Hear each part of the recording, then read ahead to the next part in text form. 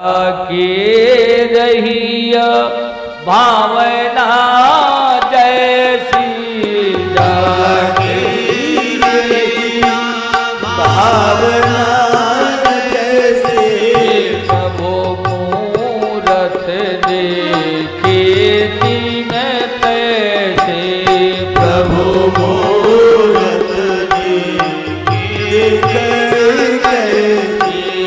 जाके रहिया भावना जैसी जाके रहिया भावना जैसे प्रभु मूरत देखे तीन तैसे प्रभु मूरत देखे तीन तैसे। नारायण इस प्रकार मिथिला वासी भगवान राम को पूरे मिथिला में घुमा रहे हैं। सन्निकट ही सुकुमारी जी की गली है। सुकुमारी सीता जी की एक सहेली जैसे अमोलक रूप का दर्शन किया, भागते भागते सुकुमारी जी के पास आई। अब बोली अहाँ के भी देख ले,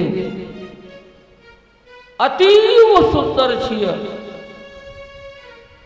वो इतने सुंदर है आप भी देख लीजिए। सीता जी बोली कौन है, कहां से आए हैं?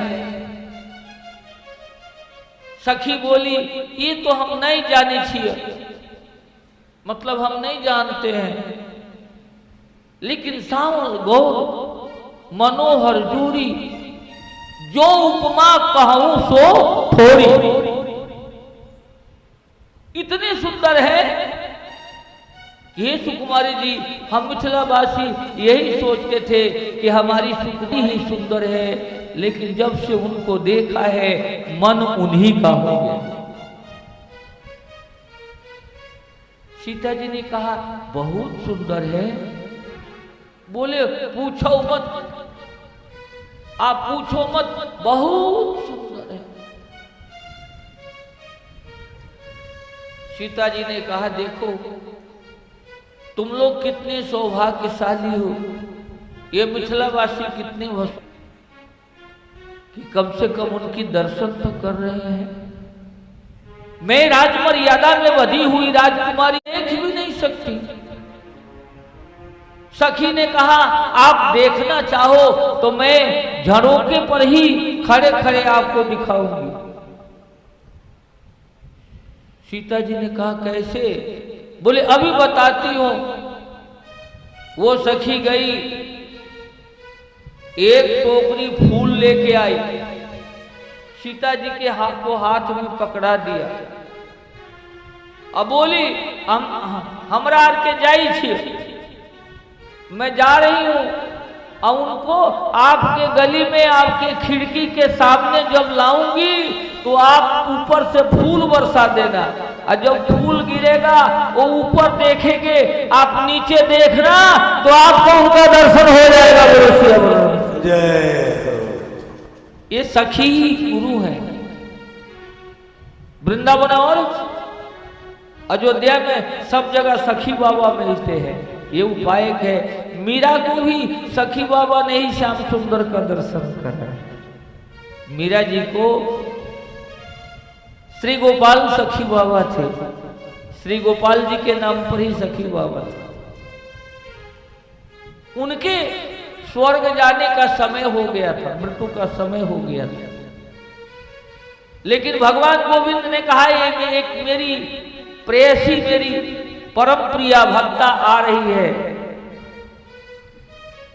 ते राधा समकक्षया, वो राधा के समान है, इसलिए तुम उसको मेरे लायक बना करके और मेरा दर्शन करा करके फिर मोक्ष को जाना। तो सखी बाबा इंतजार करते रहे। दुनिया के थपेड़े खाते खाते मीरा जी जब ब्रज में पहुंची, वृंदावन पहुंची, तो वृंदावन के प्रवेश फाटक पर ही सखी बाबा मिल गए। वो मेरी सौत कित चली। मीरा बोली मैं चली श्याम सुंदर की गली, मैं चली श्याम सुंदर की गली। सखी बाबा बोले वो कौन लागे तेरा। मीरा बोली वो सब कुछ मेरा। सखी बाबा बोले के खसम बनाई है के।